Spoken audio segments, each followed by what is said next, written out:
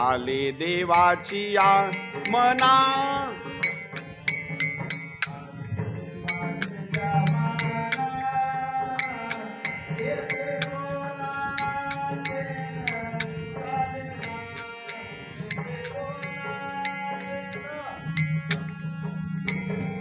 तेथे कोणाचे चालेना, तेथे कोणाचे चालेना,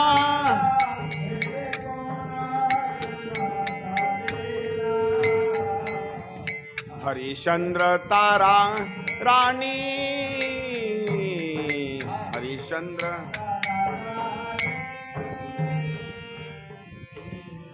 आली देवाची या मना. देवाच्या मनामध्ये गोष्ट आलेली. देवानं सांगितलं, अर्जुना रथाच्या पाठीमागं तू बसायचं, म्हणजे माग रथ हाकण्याकरता सुभद्रा. बलराम दादा आले आणि बलराम दादानी कृष्णाला बोलण्याकरता सुरुवात केली. अरे कृष्ण, आपलं नाक राहिलं नाही. आपल्या सुभद्रेला बहिणीला घेऊन अर्जुन असणारा इथून पळून असताना निघून गेला. सैनिकाला मी आदेश दिलेला आहे, सगळे सैनिक तयार आहेत, आणि तू मात्र निवांत बसलेला आहेस. तुला काही कळतं का नाही? आपल्यावर एवढं मोठं संकट आलेलं आहे. मी नांगर घेऊन सज्ज आहे, सैनिक घेऊन सज्ज आहे, आणि तू मात्र निवांत सिंहासनावर बसलास. दादा, तुम्ही गोष्ट ऐकली ही कशी ऐकली नेमकी मला एवढं सांगा. बलराम दादानं सांगितलं, अपहरण अर्जुनानं सुभद्रेचं केलेलं आहे अशी गोष्ट मी ऐकलेली आहे. त्यावेळेला कृष्णानं हसून सांगितलं, दादा, ज्यानं तुम्हाला ही गोष्ट सांगितली ती गोष्ट चुकीची तुम्हाला सांगितलेली आहे, एकदम चुकीची गोष्ट आहे. अहो, गोष्ट सत्य तर अशी आहे, अर्जुनानं सुभद्रेचं अपहरण केलं नाही. देवाची लीला कशी आहे पहा. अर्जुनानं सुभद्रेचं अपहरण केलं नाही, उलट सुभद्रेनं अर्जुनाचं अपहरण केलेलं आहे. तेवढा बलराम दादा नांगर खांद्यावर घेऊन सज्ज होता, लाल भुंद डोळे झालेले, रागामध्ये आलेला, गार झाला.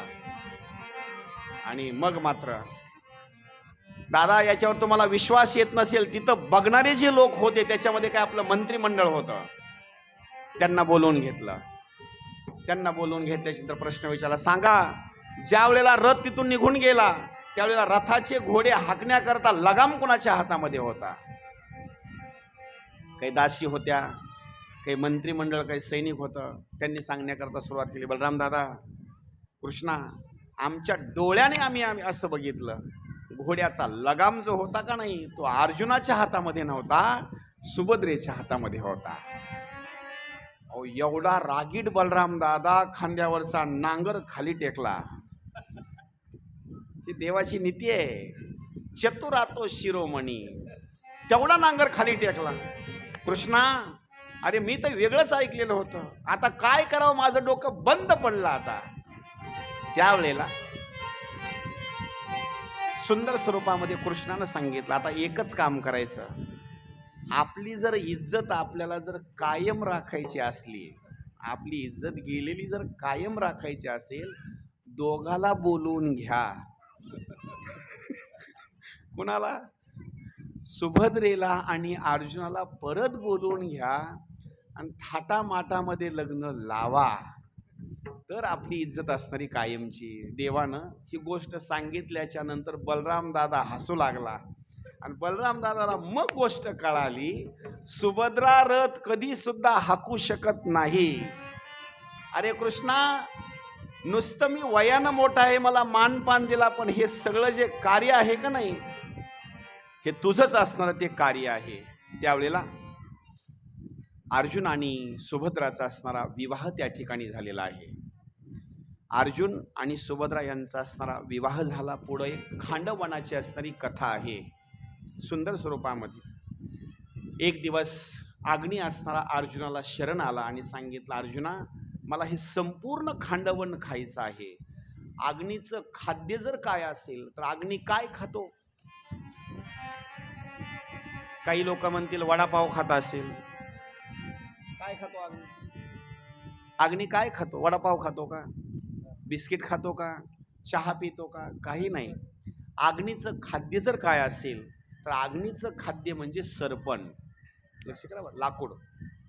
त्यावेळेला अग्नीनं हात जोडून सांगितलं, देवा अर्जुना, अनेक वर्षापासून अरण्यामध्ये एक यज्ञ चालू आहे, वरून तूप टाकण्याकरता चालू आहे, धान्य आहे, अन्न आहे, शिधा सामुग्री आहे, काही भात असेल, दही असेल, दूध असेल टाकण्याकरता चालू आहे, पण माझं पोट मात्र भरतच नाही. म्हणजे यज्ञामधला अग्नी दिसत नाही, नुसता धूरच असतो बरं का. अग्नीनं सांगितलं मला सगळं खांडवण खाण्याकरता द्या.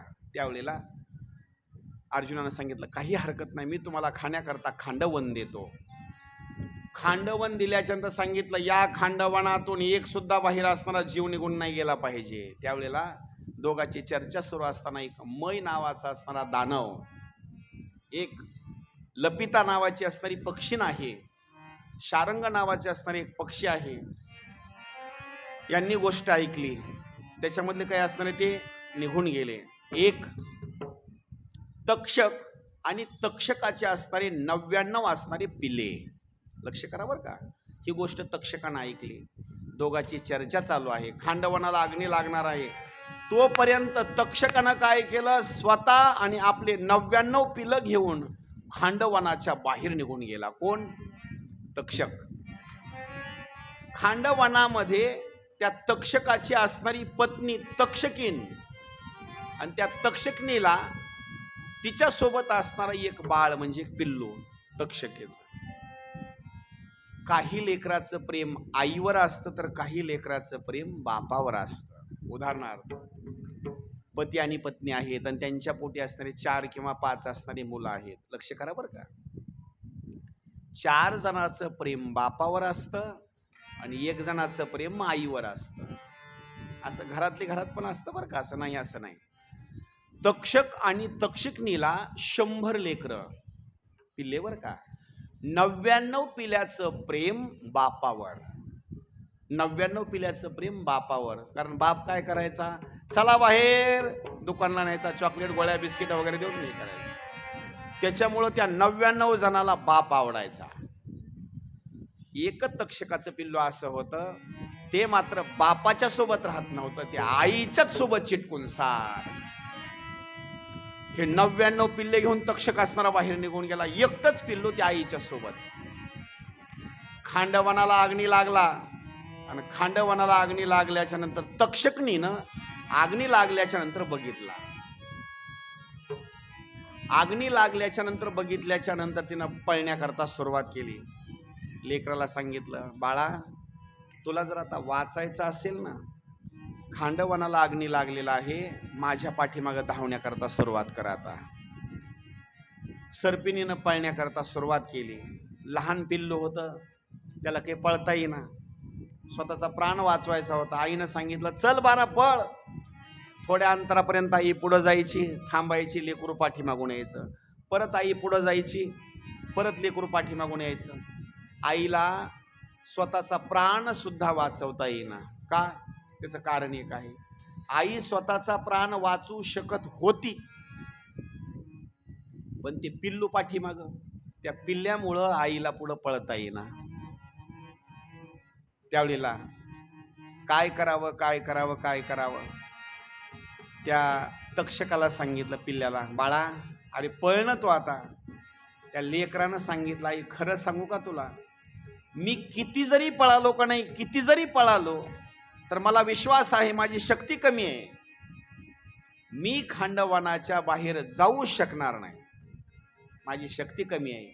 आई मी नतमस्तक होतो, तुझ्या चरणाचं दर्शन घेतो, माझ्या करता तू मरू नको.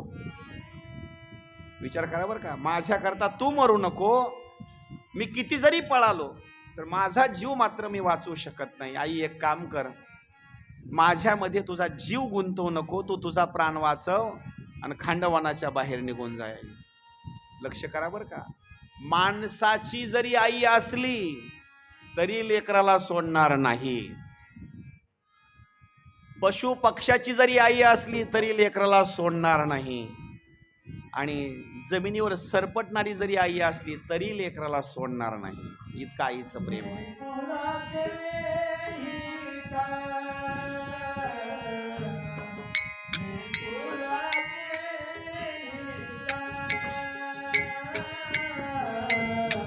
लेकुराचे हित, लेकुराचे हित,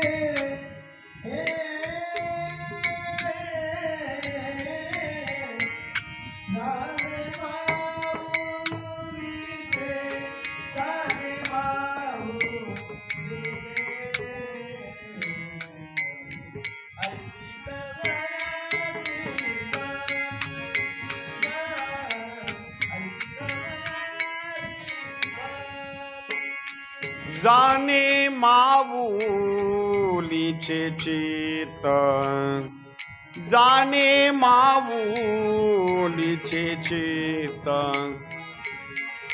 ऐसी कळवळाची जाती, ऐसी कळवळाची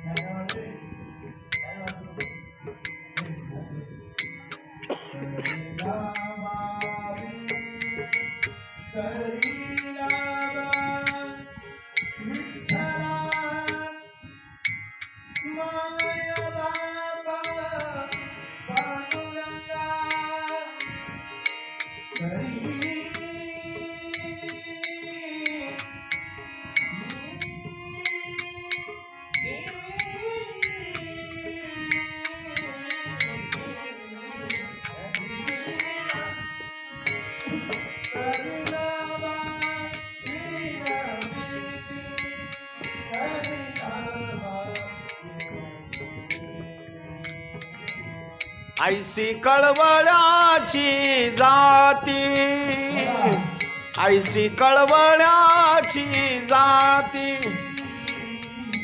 ऐसी कळवळा. आईचं प्रेम, आईचं प्रेम एवढं असतं. लेकरानं भरपूर सांगितलं, आई तू निघून जा इथून, स्वतःचा प्राण वाचव, पण आई मात्र निघून गेली नाही. आईनं काय केलं, बाळा एक काम कर, आता तुला मी सोडून जाऊ शकत नाही,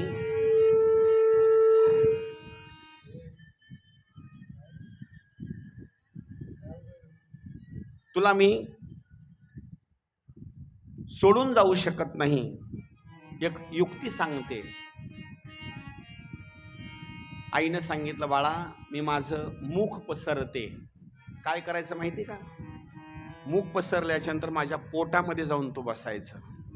आई किती महान आहे विचार करा.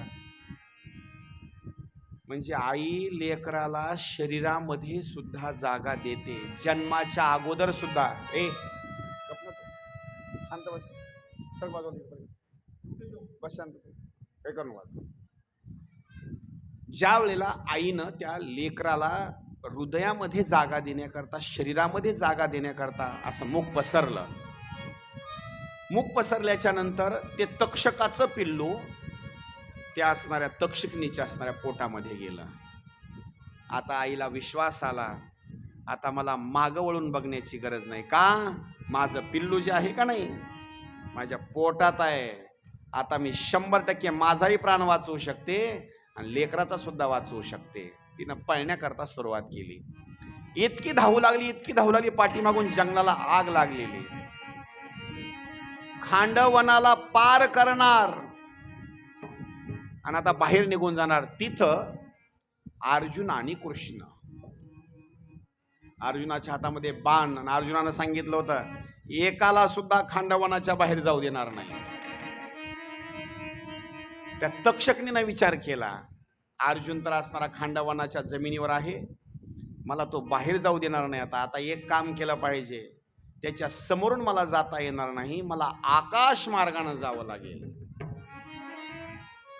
सापड नुसते जमिनीवरच